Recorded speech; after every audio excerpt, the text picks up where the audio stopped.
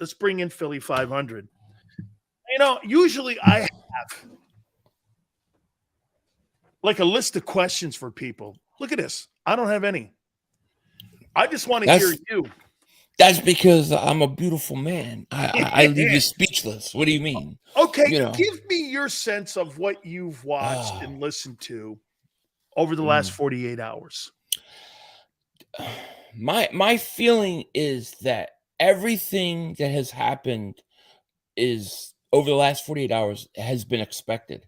This is exactly what we knew was going to happen at the end of the year. We all knew this. It's not a surprise at all.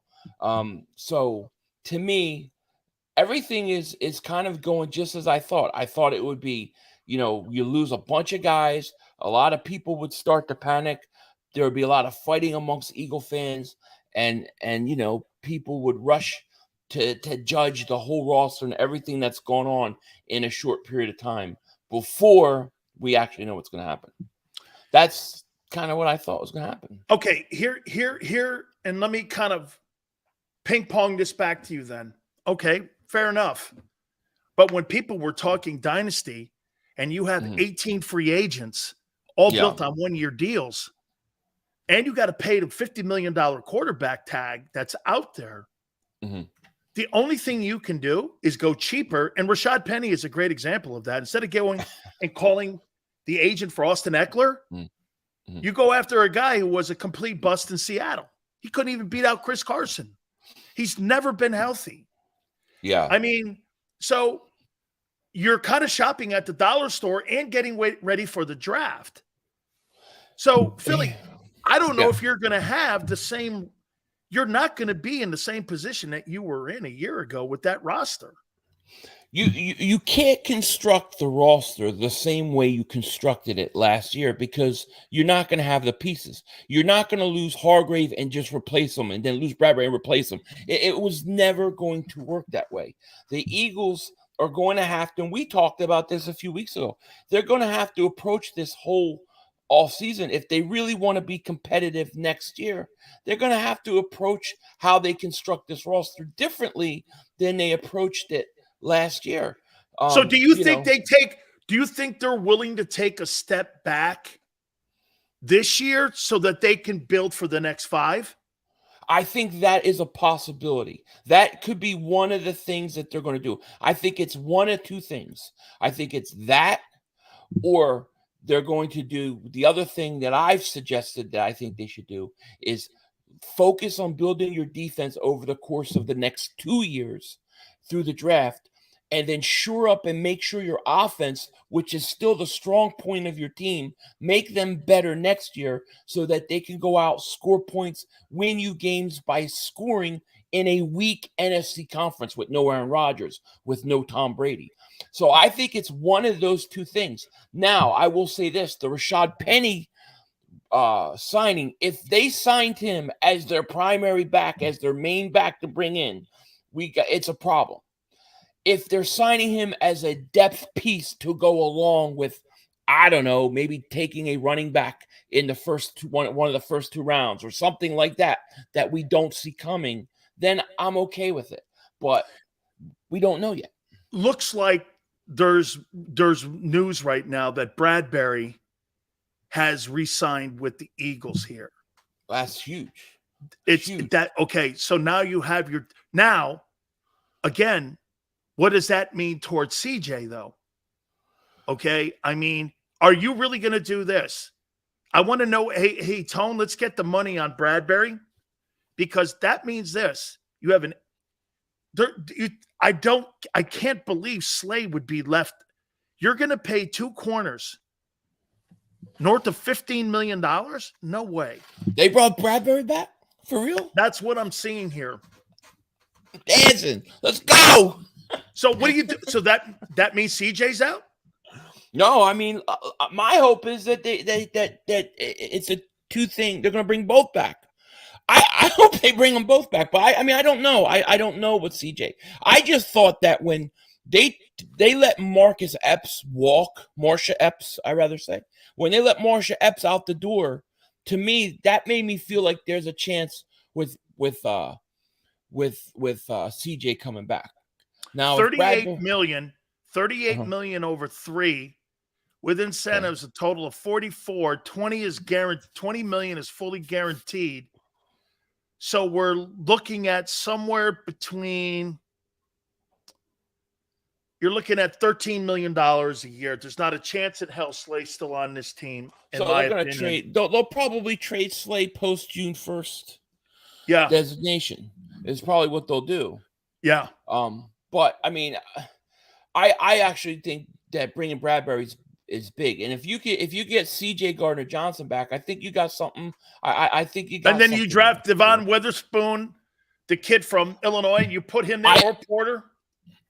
Or Jalen Carter, if he could fall, but I would take a defensive player at 10, and then at 30, just my personal opinion, I'm taking that 30th pick. I'm taking a second-round pick next year, and I'm finding a way to get up and get Bijan Robinson.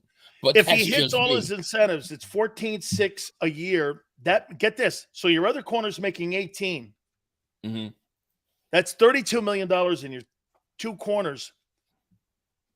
So is CJ in the room, or is Slay gone?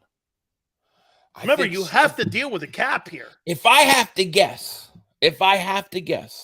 I'm going to say that Slay's gone, and we're going to see CJ the next shoe to drop.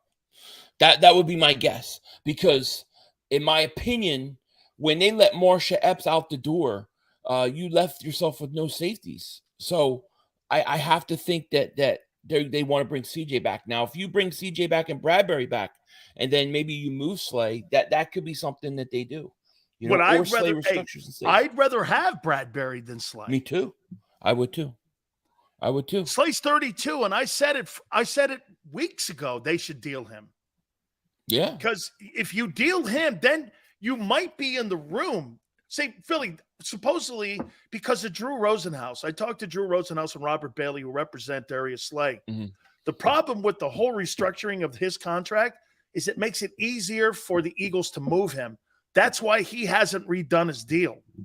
Okay. And supposedly the Falcons have contacted the Eagles on potentially getting a deal done so that they can get draft choices. However, Atlanta wants a percentage of the Eagles to pay that $18 million. Now, if they let's say if the Eagles paid a percentage of that $18 million, would that have to go under the cap, or could that be? Yeah, well, it would be a restructure before they dealt him. It'd be a restructure because right now he's $26 million against the cap on his current deal. Okay, so I mean, maybe what they're doing here is trying to create room here by moving Slay to keep CJ, and the targets the entire time have been Gardner-Johnson. And like I said, if you're able to keep both Gardner-Johnson and Bradberry and then draft, you've got something in the secondary. Still, your safety position has got a lot to be desired still in your linebacking core. It's got issues now. Yeah. Boy, I'll tell you what, this is a big week for Howie. Don't you agree that this week here, man? I mean, yeah, this guy's got to be a superstar. Yeah, this is a big week, and we're gonna see what he does here with CJ, because I have a feeling they want CJ Gardner-Johnson back, and if it was between him and Bradberry signed, then we should see something happen with CJ soon. My guess is they're gonna bring CJ Gardner-Johnson back. I'm gonna predict it right now. I think he comes back with Bradberry, and then we'll see what happens with Darius Slay. But I think they want him back. And I think that's huge, man. If you could get them guys back, and then let's say you're in a situation, I don't know, let's say Jalen Carter drops. I pray he's there. Then my gosh, we're talking again. I'm taking him at 10, and I said that earlier today. I would clearly not think if he's cleared, Philly. Yeah, all that. I have no problem taking him at 10. I agree. Yeah, I agree. But I, the only thing I'm a little interested in is the running back situation.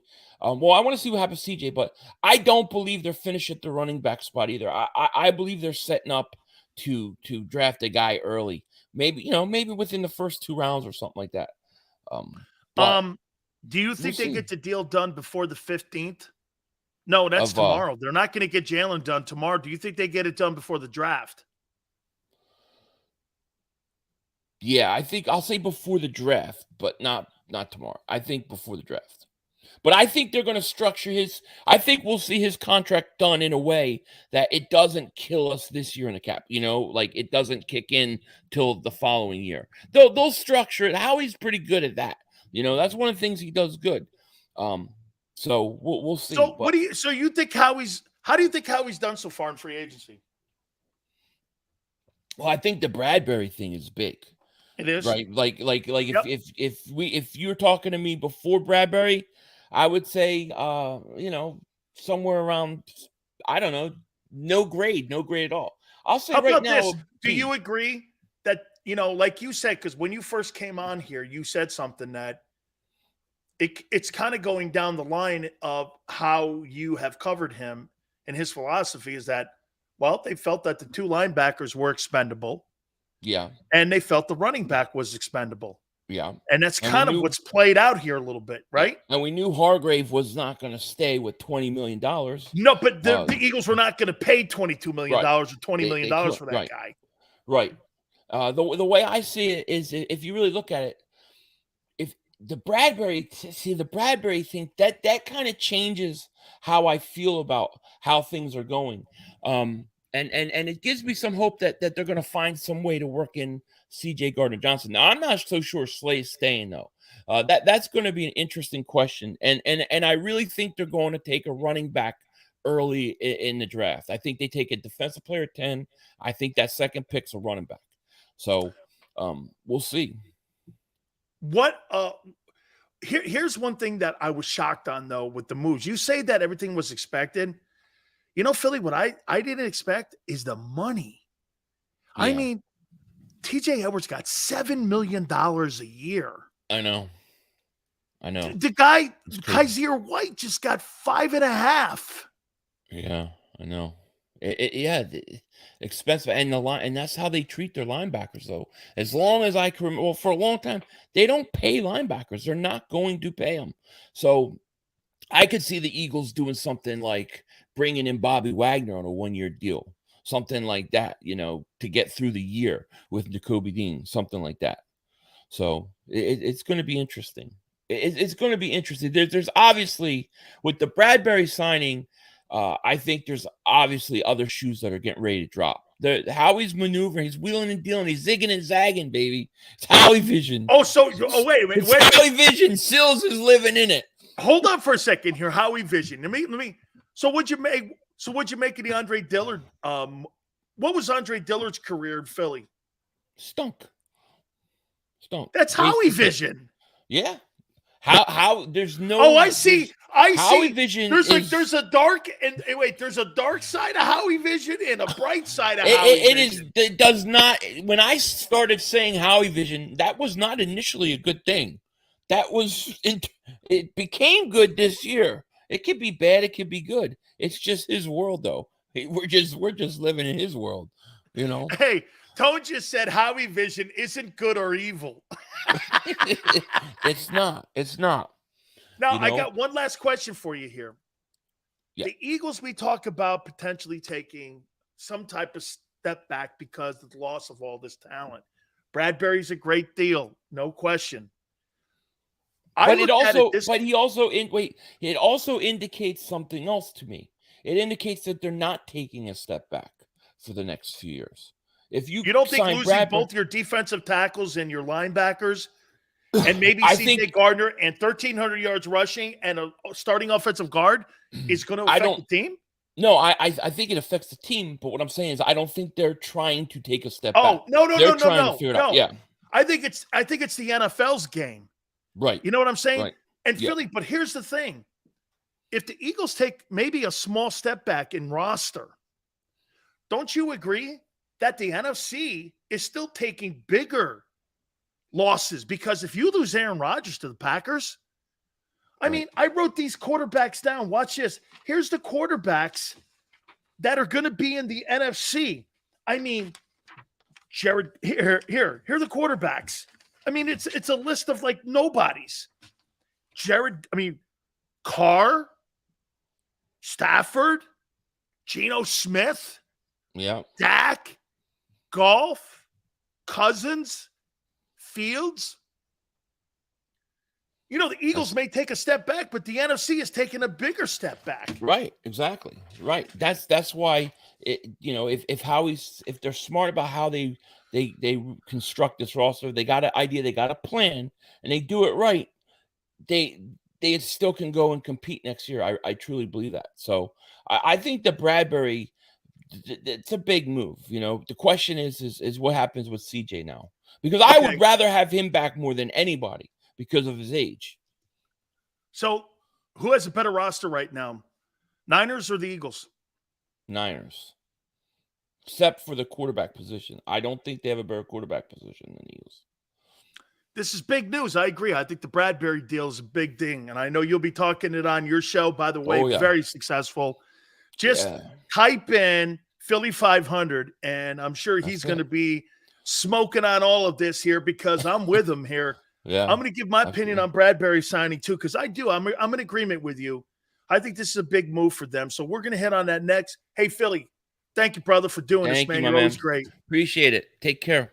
You got it. Guys, do me a favor. Please hit the like button. We're going to talk about that Bradberry signing. We'll do it next. Keep